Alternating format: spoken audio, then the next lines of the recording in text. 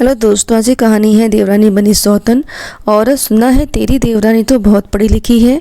जानकी, हाँ मौसी, सिर्फ पढ़ी लिखी नहीं बल्कि वो तो नौकरी भी करती थी। औरत कहती है, अच्छा तो तू ना जरा सच कर रहना। जानकी कहती है, जरा बचकर रहना मतलब मौसी, मैं कुछ समझी नहीं। औरत कहती है, मतलब कि बड़ी तीखी मिर्ची होती हैं ये ज़्यादा पढ़ी लिखी लड़कियां। पता चला कि तू है तो जेठानी, पर वहीं आकर पूरे घर पर राज करने लगे।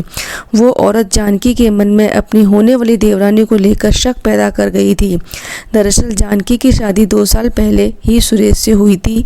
वो बहुत ज़्यादा पढ़ी लिखी तो नहीं थी, लेकिन उसने आते ही पूरा घर बहुत अच्छे से संभाल लिया था। सुरेश का छोटा भाई था महेश, जिसकी शादी अब प्रिया से होने जा रही थी। तब दूल्हे बने महेश को देखकर जानकी ने कहा, जानकी कहती है, क्या बात है दूल्हे राजा, बड़े जच रहे हो। अब जाओ जल्दी से हमारी देवरानी ले आओ। अकेले घर का काम करके तो मेरा तो बुढ़ापा ही आ गया है।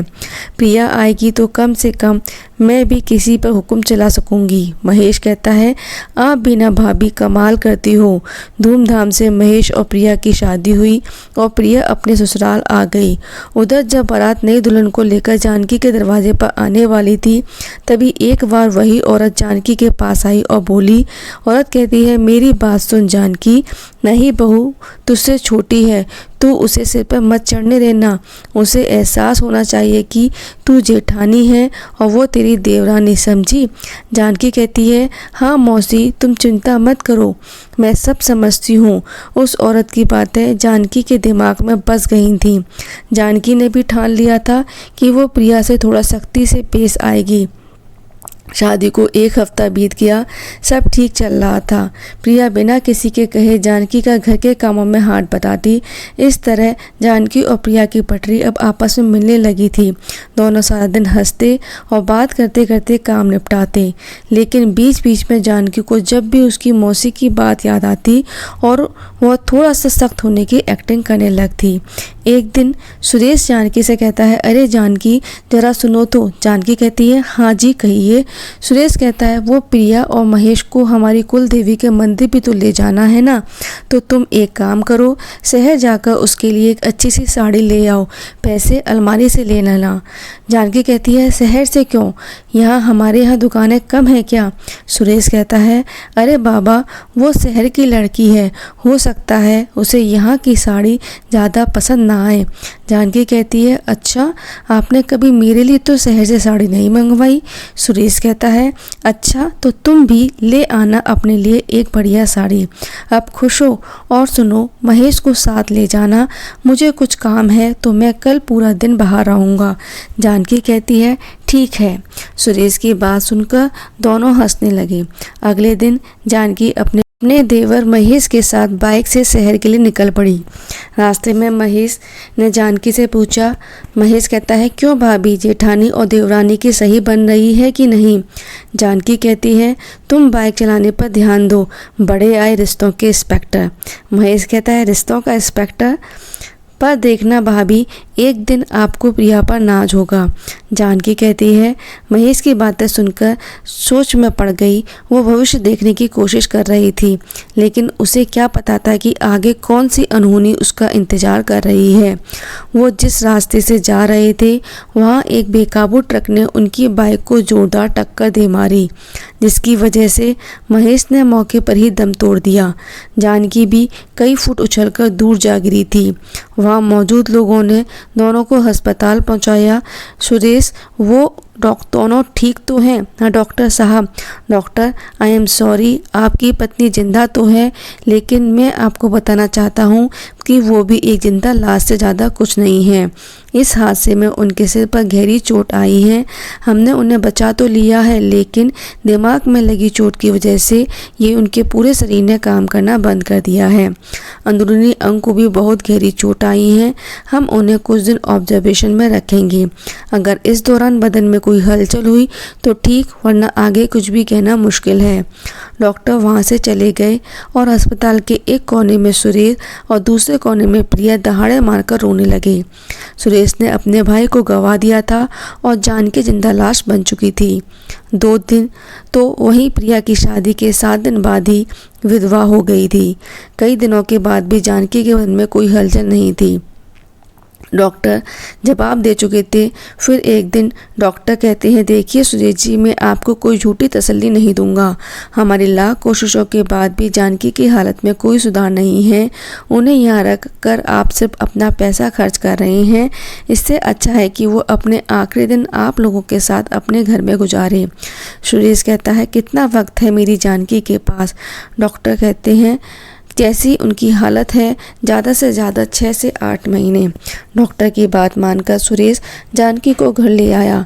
अब जानकी सारे दिन बिस्तर पर पड़ी रहती, उसकी आंखें खुली रहती, पर वो किसी से कुछ ना बोल पाती। सुरेश कहता है, चिंता मत करो जानकी, तुम देखना सब ठीक हो जाएगा। मैं तुम्हारा बहुत अच्छे से ख्याल रखूँगा। प्रिया कहती है, ये जिम्मेदारी आप मुझ पर छोड़ दीजिए, आप अपना ऑफिस देखिए। दीदी को आज से मैं संभाल लूँगी। वैसे भी मेरे पास अब करने के लिए क्या है? अगर मेरी सेवा और प्यार से दीदी ठीक हो जाएं तो मैं समझूंगी कि मेरा जीवन सफल हो गया। प्रिया की बात मानकर सुरेश ऑफिस चला गया। इधर प्रिया ने जानकी की सारी जिम्मेदारी बहुत अच्छे से संभाल ली। सुरेश ऑफिस जाता और प्रिया सारा दिन जानकी की सेवा में लगी रहती। शाम को सुरेश आकर जानकी से खूब सारी बातें करता। जानकी बातें सुनती तो थी मगर उनका जवाब नहीं दे सकती थी। उधर दिन भर प्रिया जानकी की दवाइयों से लेकर उसकी साफ सफाई तक का पूरा ख्याल रखती थी। प्रिया की सेवा और उसका प्यार देखकर जानकी की आंखों से आंसू आ जाते थे और वो मन ही मन सोचने लगी कि कितना गलत सोचती थी मौसी। एक देवरानी से बढ़कर ये तो मेरी छोटी बहन जैसा ख्याल रखती है। बेचारी का सुहाग नहीं रहा, लेकिन वो सब भुलाकर मेरी सेवादारी में लगी है। हे भगवान, मेरा तो जो होना था वो हो गया, पर इस बेचारी के साथ इतना अन्याय मत करो। बिना पति के कैसे जिएगी सारी जिंदगी? ऐसे ही कई महीने बीत गए। प्रिया के जी जान लगाने के बाद भी जानकी की तबीयत में कोई सुधार नहीं था। फिर एक दिन सुरेश ने प्रिया से कहा, सुरेश, प्रिया, मुझे काम के लिए सिलसिले में 1 हफ्ते के लिए बाहर जाना पड़ेगा। प्रिया कहती है, आप फिक्र मत कीजिए, मैं सबको संभाल लूँगी। सुरेश के जाने के बाद तो प्रिया हर वक्त जानकी के साथ ही रहती और रात को भी उसी के बगल में सोती।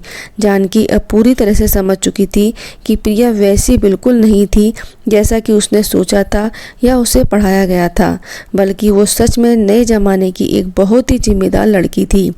फिर एक रात जब प्रिया सो गई तो जानकी ने फिर अपने मन में सोचा, कब तक ये दोनों मेरी सेवा ऐसे ही करते रहेंगे? कब तक सुरेश अकेले अपना जीवन काटेंगे? कब तक मैं इन दोनों पर ऐसे ही बोझ बनी रहूंगी? यही बातें सोचते सोचते जानकी की भी आंख लग गई। 1 हफ्ता बीत गया। सुरेश वापस आया तो आते ही वो जानकी के पास बैठ गया। प्रिया भी सुरेश के लिए पानी लेकर वहाँ आ गई। तभी अचानक जानकी के हाथ में हलचल हुई। यह देखकर सुरेश और प्रिया बहुत ही खुश हो गए। वो डॉक्टर को फ़ोन करने ही वाले थे कि उससे पहले ही जानकी का कांपता हुआ हाथ सुरेश की तरफ बढ़ा। सुरेश ने फ़ौरन आगे बढ़कर उसका हाथ थाम लिया और फिर जानकी ने प्रिया को भी आंखों से उसके पास आकर बैठने का इशारा किया। प्रिया भी फ़ौरन जाकर जानकी के पास बैठ गई। प्रिया, अब सब ठीक है जाएगा। मैं डॉक्टर को अभी फ़ोन करके यहाँ बुलाती हूँ। लेकिन प्रिया वहाँ से नहीं जा सकी क्योंकि जानकी ने उसका हाथ पकड़ा हुआ था। फिर जानकी ने एक गहरी सांस ली और सुरेश और प्रिया का हाथ एक दूसरे के हाथ में दे दिया। उसकी आंखों में आंसू और होठों पर एक हल्की मुस्कान थी। वो क्या कहना चाहती थी ये सुरेश और प्रिया अच्छे से समझ चुके थे। तब प्रिया ने उनसे कहा, प्रिया कहती है, आप ये सब मत सोचिए, अब सब ठीक हो जाएगा। कहते हुए प्रिया जानकी के काफ़ी नज़दीक आ गई थी तो जानकी ने प्रिया के सिर पर हाथ रखा और फिर वो हमेशा के लिए शांत हो गई।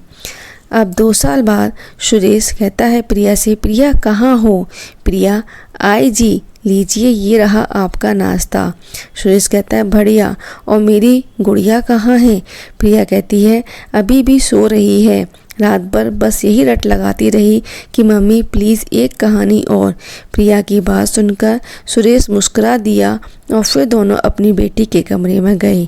सुरेश कहता है, अरे देखो तो ज़रा, ये परी अभी तक सोकर नहीं उठी, लेकिन अब जब पापा आ गए हैं तो मेरी जानकी को तो उठना होगा ना। जानकी कहती है, गुड मॉर्निंग पापा, गुड मॉर्निंग मम्मी। कैसी लगी आपको कहानी? अच्छी लगी तो लाइक शेयर करना।